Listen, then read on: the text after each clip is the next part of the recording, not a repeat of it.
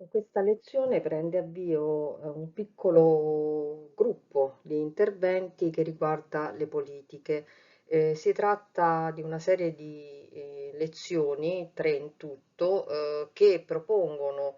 contenuti in generale sulle politiche europee e poi in particolare sul Fondo sociale europeo e sulla PAC, quindi i fondi per l'agricoltura. Lo scopo è quello di fare una presentazione generale delle politiche, in particolare di questi due fondi, e presentare anche qualche esempio per far capire bene come possono essere utilizzate. Nella parte poi che seguirà nel modulo sulla progettazione ci sarà anche qualche esempio rispetto appunto a come costruire un progetto anche tenendo conto delle politiche che forniscono sicuramente le risorse economiche, ma anche un quadro regolatorio entro cui muoversi. Questa prima lezione di questo gruppetto riguarda il quadro legislativo europeo e quindi cercherò di darvi qualche indicazione sul contesto, diciamo così, legislativo.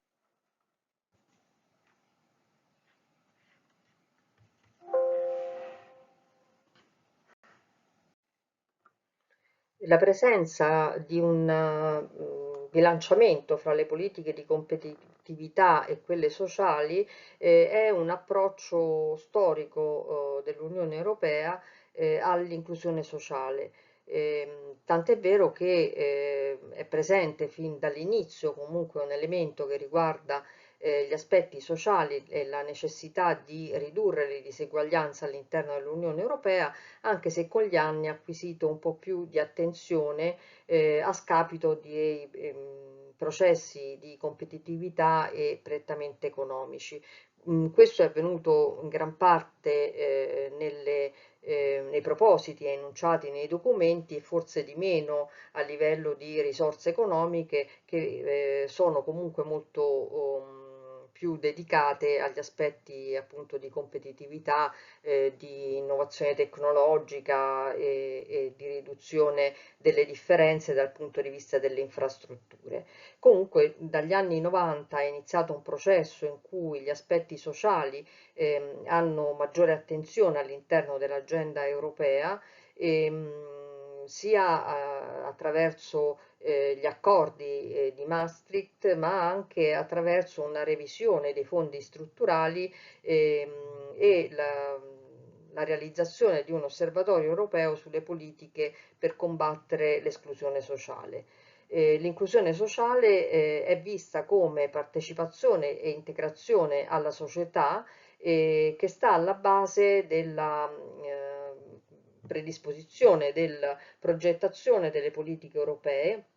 in particolare per quanto riguarda le politiche di sviluppo rurale che prevedono la realizzazione di reti fra diversi attori, partnership per realizzare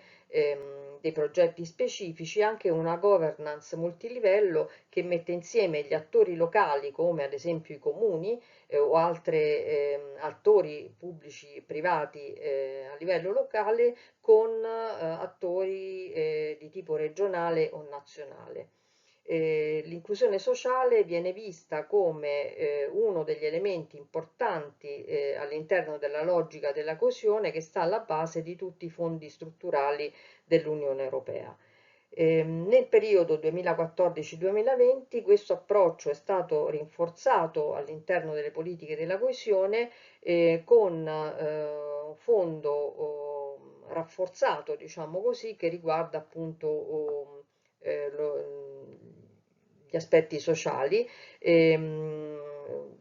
come è stato specificato all'interno del regolamento 1303 del 2013, che prevede appunto una partnership fra i membri degli stati e programmi di governance multilivello e il lavoro fra più settori economici e sociali. Il pacchetto di investimenti sociali del 2013 stimola tra l'altro i Paesi membri a fare investimenti nell'area delle politiche sociali. In questo contesto di una mancanza di definizioni e di politiche specifiche, chiaramente assume grande importanza la dichiarazione, l'opinione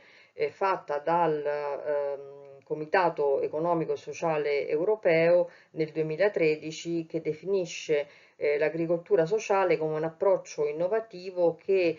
mette insieme i due concetti molto importanti dell'agricoltura multifunzionale e dei servizi sociali e sanitari a livello locale. Questa definizione, che abbiamo già visto nelle prime lezioni che abbiamo fatto, viene spesso citata come riferimento in mancanza appunto di una normativa specifica. Teniamo anche conto del fatto che in questa opinione viene anche espresso chiaramente un invito agli Stati membri a intervenire dal punto di vista normativo e poi anche a offrire supporto economico, organizzativo, di consulenza per supportare appunto le aree rurali nella realizzazione di attività di agricoltura sociale, proprio riconoscendone il grande valore sia dal punto di vista agricolo che dal punto di vista sociale e della salute. Le politiche europee hanno avuto una evoluzione abbastanza interessante per quanto riguarda gli aspetti sociali, in particolare dell'inclusione sociale, appunto dagli anni 90 in poi, però diciamo che la strategia Europa 2020 ha rappresentato una grande opportunità per questi temi, perché focalizza l'attenzione proprio sulla necessità di affrontare il grave problema della povertà e della marginalizzazione nelle nostre società, in particolare con azioni di inclusione attiva indirizzate ai gruppi più vulnerabili della nostra società e al mercato del lavoro. I gruppi vulnerabili sono chiaramente differenti, la strategia ne elenca alcuni, ma dipendono molto dalle situazioni dei diversi paesi, e all'interno dello stesso paese troviamo anche situazioni locali con gruppi vulnerabili differenti. Inoltre, la strategia 2020 focalizza l'attenzione anche sulla necessità di superare le discriminazioni, di integrare le persone con disabilità, le minoranze etniche e gli immigrati. C'è inoltre una crescente attenzione all'inclusione sociale e all'agricoltura sociale all'interno delle politiche europee e nel mondo della ricerca. Sono stati pubblicati infatti numerosi lavori di analisi dal punto di vista dell'inclusione sociale, e spesso i casi di agricoltura sociale vengono citati come casi di particolare interesse, perché riescono allo stesso tempo ad offrire opportunità di occupazione o di reddito per gli agricoltori, e fornire servizi di inclusione sociale o di ecoterapia o altri servizi specifici alle persone vulnerabili. Eh, Nel periodo 2014-2020, in particolare all'interno delle politiche di coesione, l'inclusione sociale viene vista come strumento per affrontare il problema della povertà all'interno di un framework regolatorio abbastanza complesso, e l'inclusione sociale viene citata sia fra gli obiettivi sia fra gli strumenti e nelle modalità di intervento. Il regolamento prodotto nel 2013 che riguarda i fondi strutturali pone le condizioni proprio per sviluppare le pratiche di agricoltura sociale all'interno dei territori dell'Unione Europea. L'attenzione viene messa soprattutto sulla necessità di connettere l'agricoltura con i servizi sociosanitari e con il settore della formazione. Questo accento viene riproposto più volte proprio per esplicitare la necessità di mettere insieme gli attori e non di pensare alla costruzione di attività di agricoltura sociale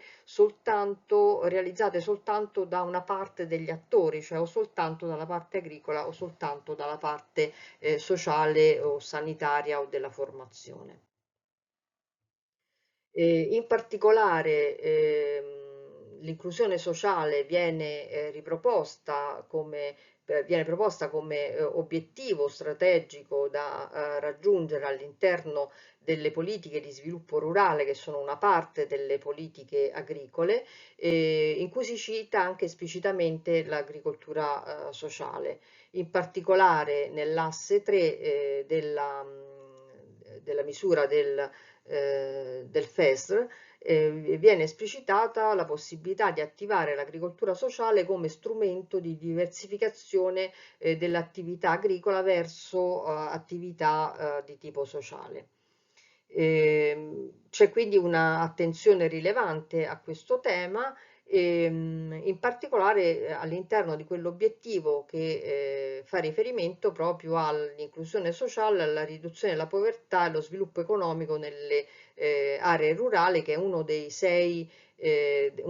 priorità dello sviluppo rurale appunto nel periodo 2014-2020. Inoltre in questo periodo di programmazione viene esplicitata l'opportunità che ci può essere di coordinare gli interventi dello sviluppo rurale con gli interventi del Fondo Sociale Europeo, proprio nell'ottica di trovare sinergie fra due settori fondamentali per lo sviluppo equilibrato delle aree rurali.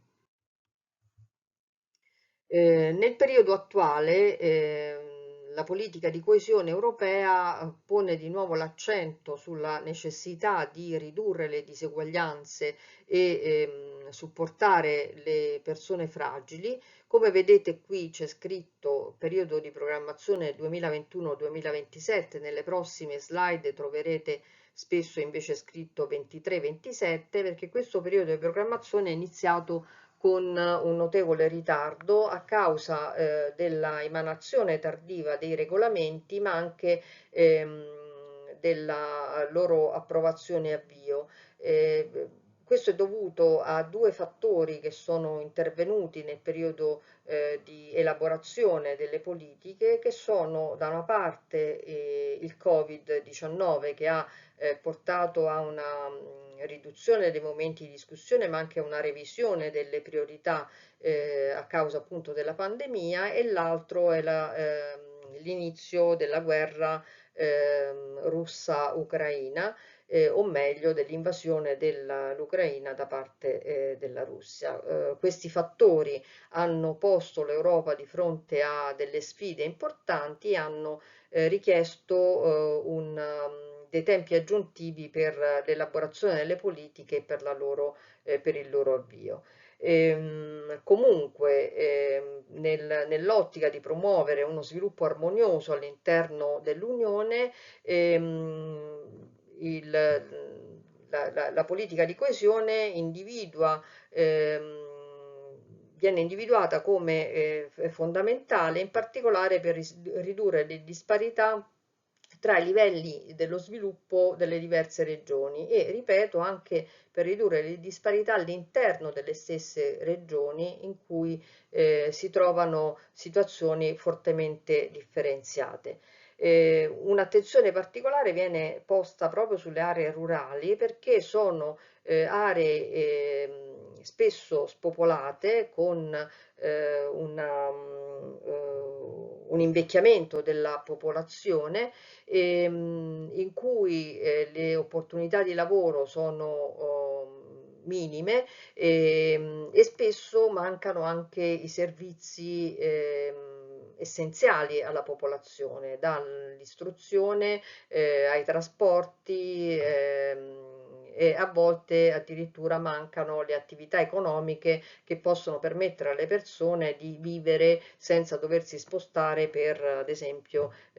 comprare cibo o altri beni essenziali. Quindi chiaramente la politica di coesione tiene conto delle situazioni molto differenziate fra di loro e pone attenzione sia ai territori più fragili sia alle persone più fragili. A noi interessano soprattutto le politiche che sono rivolte alle persone, ma questo non vuol dire che queste politiche debbano essere viste come esclusivamente come quelle rilevanti, perché in molti casi intervenire anche su la mobilità e l'isolamento delle persone che vivono in aree rurali o sulle strutture è fondamentale per poi intervenire anche con le persone. Allora, la politica di coesione di questo periodo prevede 5 obiettivi principali che possono supportare la crescita dell'Europa nel suo insieme. Il piano di azione include attività rivolte a costruire una Europa più competitiva, un'Europa più verde e che possa arrivare a un'economia a zero carbone, e un'Europa più connessa e quindi con una mobilità più sviluppata, un'Europa più sociale ed inclusiva, che è l'obiettivo che ci interessa in maniera prioritaria, e poi un'Europa più vicina ai cittadini, anche tenendo conto dell'importanza della sostenibilità e dello sviluppo integrato per tutti i tipi di territorio. La politica di coesione rappresenta anche economicamente una fetta importante del bilancio europeo, come potete vedere da quella torta, da quella ciambella in alto. La politica agricola rappresenta nel complesso la fetta maggiore, ma per poco. La politica di coesione è seconda come fra le politiche europee, e poi abbiamo una quota consistente di risorse economiche che però servono a tutte le altre politiche che abbiamo sul territorio europeo, quindi pensiamo alle politiche per la sicurezza, per la ricerca, per le infrastrutture e quant'altro. I fondi per lo sviluppo regionale riguardano investimenti per la competitività, l'innovazione, la transizione verde e la cooperazione territoriale europea. I fondi di coesione invece affrontano i temi dell'ambiente e delle infrastrutture dei trasporti nelle regioni più povere e degli Stati membri, con anche problemi di reddito pro capite basso all'interno dell'Europa. E il Fondo sociale europeo concentra gli interventi e le risorse sullo sviluppo del capitale umano e sugli aspetti sociali. Il Fondo per la giusta transizione supporta l'implementazione del Green Deal europeo, che è un documento molto importante, una strategia molto importante per rendere l'Europa più sostenibile. E abbiamo poi il fondo per il fondo per le attività marittime di pesca e di acquacoltura che appunto riguarda le politiche della pesca, e abbiamo il fondo per lo sviluppo, l'agricoltura e lo sviluppo rurale che contribuisce allo sviluppo regionale nelle aree rurali come parte della politica agricola comune. Questi sono, diciamo così, i fondi che fanno parte della politica di coesione e che affrontano settori o aspetti specifici, ma che nel complesso hanno l'obiettivo di ridurre le disparità e supportare le aree e le persone più fragili con più difficoltà. Gli strumenti finanziari e legislativi che possono supportare l'inclusione e la coesione si trovano anche in altre politiche europee. Faccio degli esempi molto semplici e intuitivi. Tutte le politiche per la ricerca e le innovazioni prevedono anche dei filoni, diciamo così, di attività che riguardano l'inclusione sociale o la riduzione delle disparità,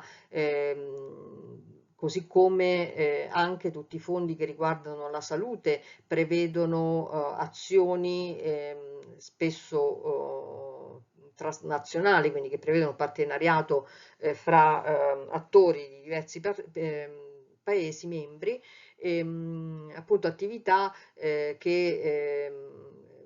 riguardano non solo la salute in termini di nuove medicine, nuove terapie, nuovi macchinari, ma anche di organizzazione e di raggiungimento della popolazione anche nelle aree più difficili da raggiungere con appunto interventi specifici, oppure tutte le attività educative, di informazione, di disseminazione dell'innovazione, così come tutte le politiche che riguardano la cooperazione internazionale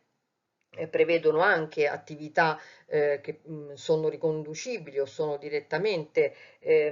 organizzate per promuovere l'inclusione sociale e che possono prevedere anche azioni di agricoltura sociale, ancora le attività che riguardano la formazione e l'istruzione, gli scambi di esperienze, la realizzazione di reti internazionali fra attori di vario tipo. Quindi diciamo che l'attenzione al tema dell'inclusione e della coesione è presente in quasi tutte le politiche. Occorre chiaramente capire quale politica può essere applicata in un determinato territorio e quali strumenti finanziari possono essere attivati per realizzare delle azioni specifiche che possano risolvere problemi circoscritti, no? E specifici di una determinata area. Qui vi ho riportato un elenco dei principali fondi che potrebbero essere interessanti per i vostri lavori, che sono linkabili, quindi potete accedere direttamente alle pagine di questi fondi per avere maggiori informazioni nel caso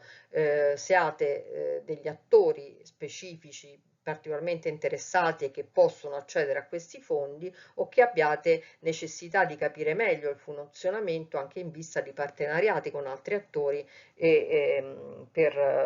potrebbero utilizzare questi fondi. Il primo è appunto il Fondo per lo sviluppo regionale che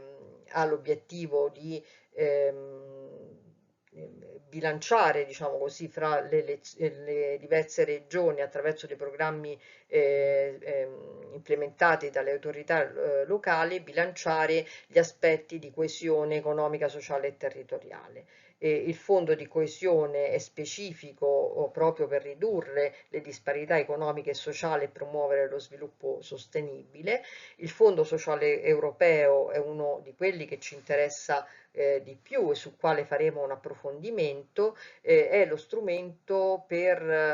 raggiungere le persone, in particolare quelle che hanno maggiori difficoltà e costruire un'Europa più sociale e inclusiva. Erasmus, che è un programma che conoscete probabilmente molto bene, è invece un programma che supporta lo sviluppo educativo, professionale e personale delle persone attraverso l'educazione, la formazione, ma anche azioni mirate per i giovani e lo sport. Ancora, per quanto riguarda lo sviluppo rurale e l'agricoltura, c'è il fondo di garanzia agricolo che supporta essenzialmente gli agricoltori europei e presenta anche misure per la stabilizzazione dei mercati agricoli. C'è il fondo per lo sviluppo rurale che quindi diciamo così, è inserito all'interno del pacchetto delle politiche agricole, ma ha uno specifico obiettivo che è quello appunto di supportare le aree rurali in uno sviluppo equilibrato e nella resilienza proprio per evitare ulteriore spopolamento delle aree rurali e l'impoverimento delle persone che vivono. E poi c'è il fondo, quello marittimo e per la pesca. Di nuovo, in questo caso noi ci soffermeremo ovviamente sulle politiche di sviluppo rurale perché come vedremo in una delle lezioni che seguiranno è quello che ci offre l'opportunità anche di avere dei finanziamenti per realizzare delle attività nelle aziende agricole che fanno agricoltura sociale. Ancora ci sono degli altri fondi che vi suggerisco di vedere, ad esempio il fondo AMIF, quello per l'asilo, le migrazioni e l'integrazione, che offre anche l'opportunità di realizzare attività di agricoltura sociale, ad esempio in Italia è stato utilizzato per intervenire nella lotta contro il caporalato e per l'inclusione degli immigrati anche realizzando attività di agricoltura sociale. Ancora abbiamo i fondi per la sicurezza interna che offrono l'opportunità di realizzare attività anche per la protezione delle vittime di crimine o comunque per fronteggiare problemi che riguardano la criminalità organizzata e ad esempio anche in questo caso ci sono iniziative che riguardano ad esempio le questioni del caporalato o dell'immigrazione. E queste sono alcune dei lavori che sono stati citati durante la lezione, vi consiglio di approfondire magari degli aspetti, come vedete c'è in particolare un lavoro realizzato dalla OECD sulle questioni sociali nell'agricoltura nelle aree rurali, in cui c'è anche una parte che riguarda l'agricoltura sociale. Vi ho poi inserito un articolo di alcuni colleghi del CREA che tratta la questione dell'agricoltura sociale e dell'inclusione nei fondi strutturali e che però riguarda, oltre a dopo una presentazione generale, riguarda soprattutto l'esperienza italiana e poi invece trovate citato di nuovo il documento, il parere del OECD sulla agricoltura sociale, Green Care and Social and Health Policies, che vi avevo già citato nella prima lezione, prima o seconda lezione, adesso non ricordo. Altri documenti sono scaricabili nelle pagine che vi ho indicato dei singoli programmi e invece sui due fondi, Fondo Sociale Europeo e Fondo per lo Sviluppo Rurale, torneremo in generale sulle politiche agricole e di sviluppo rurale, torneremo nelle successive due lezioni.